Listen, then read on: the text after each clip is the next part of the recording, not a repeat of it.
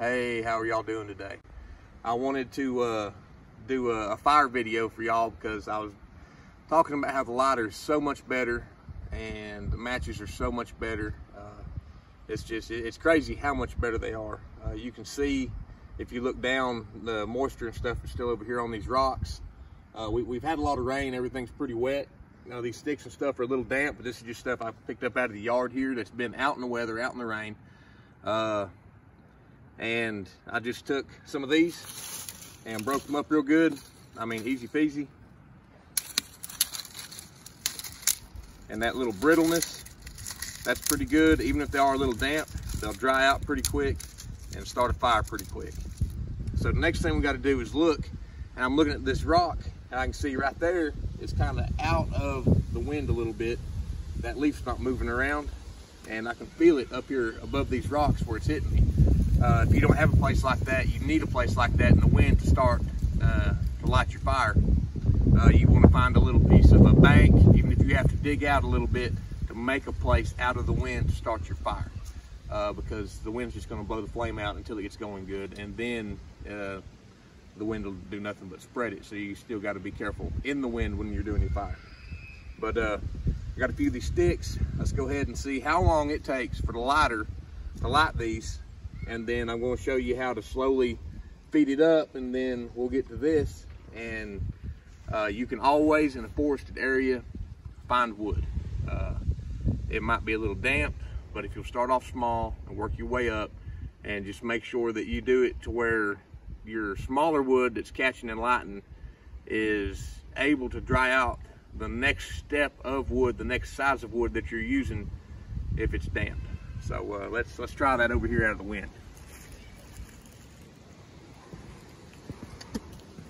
All right. Alrighty. Get a couple of these bigger ones kind of out of the way. That's a little bigger, a little bigger. That's a little bigger. We'll use the smaller ones to start with. Okay. All right. All right, let's see what we can do here. How long it takes for that to actually start.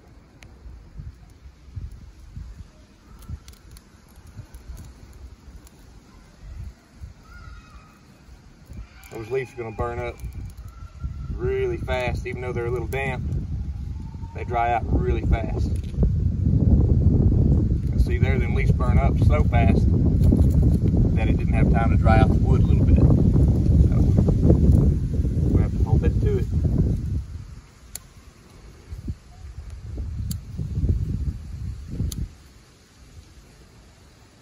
Oh, I'm still getting a little wind right here.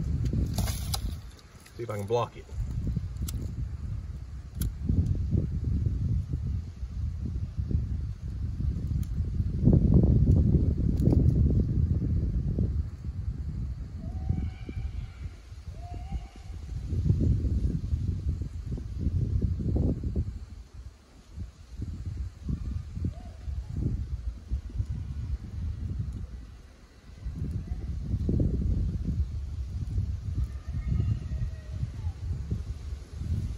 All right, you can see it didn't take long at all using the lighter to start the fire. But now that we got that started, we need to make sure it stays started. Okay. Now you add small stuff to that.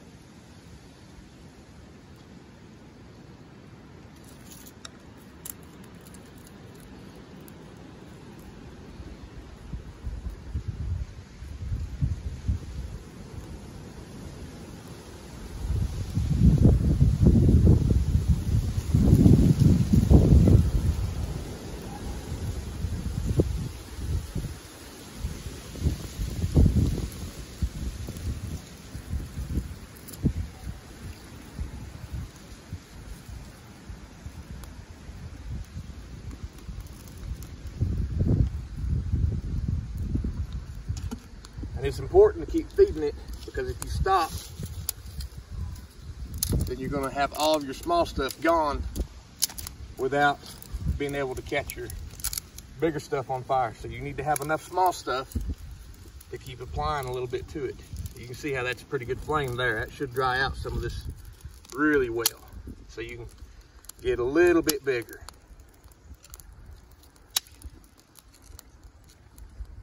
Okay.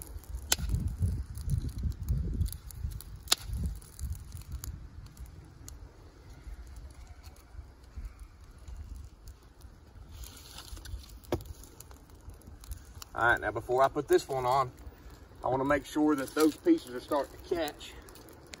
So I'll put some more of my smaller stuff on there just to make sure.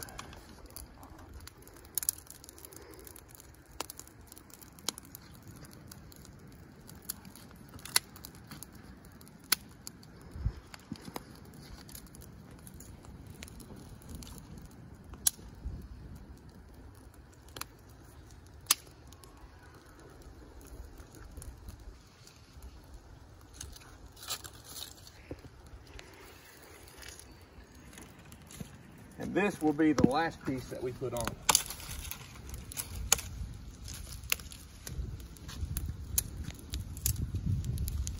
But you can see now it's doing pretty good. So I'm gonna put this lighter back up because I know I'm done with it and I don't want it somehow getting accidentally caught on fire itself, because that would make a small explosion, which would not be smart. You can see how easy that was to get that lit with that lighter. Even though the wood is a little damp, it is just a lot better than trying to use friction or anything else. And if you're going to try to carry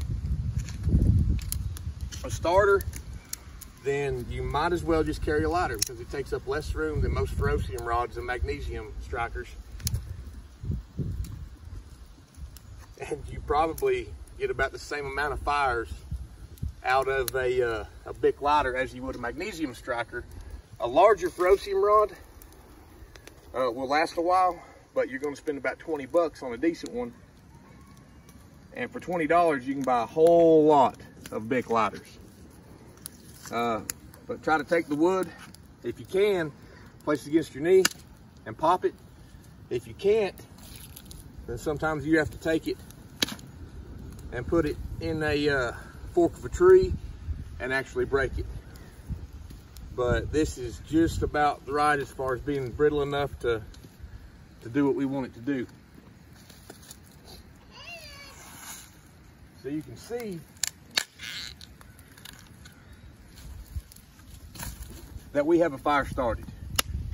So in a survival situation, that took just a couple minutes to start this fire. And so once it gets to a decent stage to where you can put all of your larger pieces of wood on it, then you can actually go and collect more wood. But you want to make sure that you have a healthy fire going before you walk away from it, and you want to make sure it's in a safe area before you walk away from it. Like I said, if you're in the woods, it might be a dirt bank, and you can dig out a little bit into that dirt bank to protect it from the wind, protect it from the rain, and be able to still have a fire for warmth and for light and for just morale altogether. If something happens and you spend a night in the woods, you're definitely going to want to have a fire, and you're definitely not going to have to fight and use energy to make it.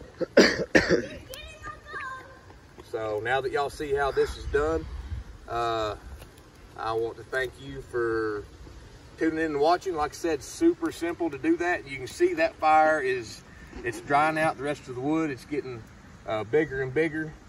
For a piece like this, before I get off, I'll show you how to break it down. Sometimes you can break it with your knees, and sometimes you'll have to put your foot on it and give it a good pop.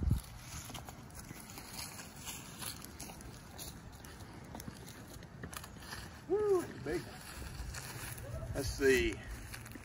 Here, let's show them how to break this stuff from the fork of the tree.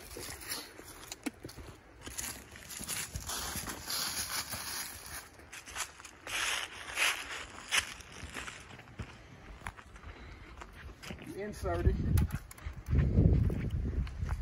You come back to the longest point, and gently you can break it. Same thing, come back and you can break it. And for a good campfire, that's about the size of wood that you're gonna want. And for a longer piece that you're not able to break, you put the back of it on the fire, and as it burns up, you can feed it onto the fire. But I really don't think that y'all want to sit here and watch this video long enough for me to make a roaring bonfire. So I want to thank y'all for tuning in and seeing how to make the fire, seeing how to break the limbs. You don't have to have a hatchet or a saw. Those things are nice, but if you just have a lighter in your pocket and maybe a couple trash bags, you should be fine out in the woods. Thank you.